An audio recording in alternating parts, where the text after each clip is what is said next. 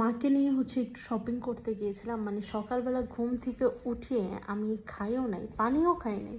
আমাকে নিয়ে গিয়েছে, মানে তার কী কী যেন কেনা লাগবে সেজন্য। তো যাই হোক, সব কিছু কেনাকাটা করে নিয়ে এসেছি। এখন বাজে প্রায় 1:30-এর মতো এরকম হবে আর কি। আমার প্রচণ্ড ক্ষুধা লেগেছে।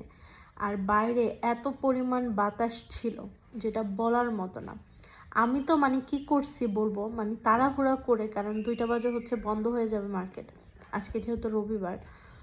তো আমি তাড়াহুড়ো করে যেইটা কাছে পেয়েছে ওইটা পরেই চলে গিয়েছে। যাই হোক, কিন্তু বাইরে এত পরিমাণ ঠান্ডা ছিল যেটা বলার মতো না, এত পরিমাণ বাতাস।